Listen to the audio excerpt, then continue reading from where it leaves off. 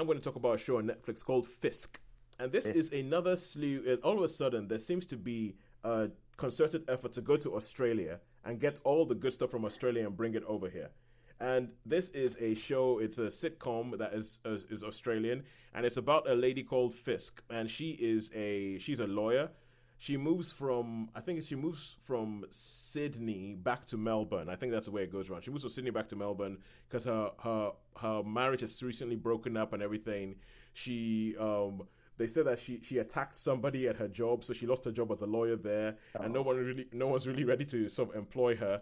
And so she gets a job in this tiny law firm where they need cover because one of the lawyers in that firm, it's a brother and sister run firm. One of the lawyers in that firm has recently been suspended because they did something untoward. So they take her in, but they're the only ones who take her. But they're like, and the woman who's been suspended is like, should we take her? And her brother's like, yeah, I'm sure I'll be fine. Her dad's a chief justice. Imagine we'll have a Fisk on our staff. It's gonna be great. All that kind of stuff.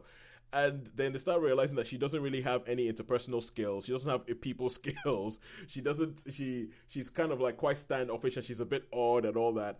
And it just becomes, it's only 6 episodes. And it just becomes this whole thing where you're just looking at this woman moving back to Melbourne, and it becomes, part of it's an office place comedy. Part of it is like the fact that she has to go hang out with her dad, and her dad is a judge who, when her mum died, her dad came out of the closet and then ended up going up with essentially like his bailiff in the courtroom. So her dad is in a relationship with his bailiff, in a same-sex relationship with his bailiff. And it's just one of these comedies where you just get to love the characters that are in it. And I think the woman the main character, Fisk, who is played by somebody whose name I will remember because I never heard of her before, an Australian comedian. And Helen Tudor Fisk. I'll find out later. I never heard of her before, but she's really good in playing this character and playing this sort of like, odd out of the thing, but still having like a little bit of heart to it. I love the supporting characters, and I'm getting to that whole problem when it comes to reviewing a comedy. That I'm like, it's really hard to review the comedy, but I could say it's really funny, but I can't tell you why it's funny because all I'm going to try and do is try and like repeat all of the jokes, but badly. I assume it's very character driven then, is it? It is 100% character driven. Kitty Flanagan plays Helen Tudor Fisk. She wrote it and came up with it and everything. And I think just the way the characters play off each other, and I think it might be Sean, I know sometimes you like watching shows that come from a point of view that you're not used to. Yeah. And I feel like sometimes with what they've come up with in Australia and how the way Australians are, it's different from the way people are in England. There's some similarity, but it's different. And I think it's good seeing something like, like the boss who's trying to avoid doing any work, but seeing him as an Australian and seeing the way he brings this whole Australian point of view of, I'm a lawyer, but what's the big deal? We don't need to do this. And they have all these characters, like they have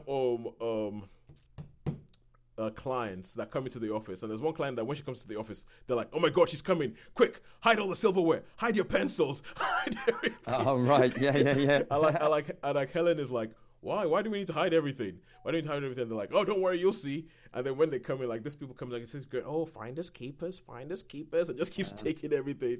So I think it's quite good. I think the writing is really good. I think the writing is really good. I think the performances are really good, and I would recommend anybody, like, they're half hours. I have grown to love shows that are very easy to digest and a half hour long. Because you can just get in there, get out. You can do it while you're doing other things. So I would recommend Fisk. I think it's good. I'll give it a 4 out of 5. Okay. It's the kind of show that I watched it, and I always think it's a good sign when you're like, you know what, I would watch more of that. I'll wait until when the next season comes out. I would like to see the next season, and I'd like to see more of it, because there's some shows that I've watched, and after the first season I've gone, nope, I'm not coming back for a second season. Goodbye, I'm done. But this one is definitely one I'm going to be coming back. So that's 4 stars for Fisk. Cool. Yeah,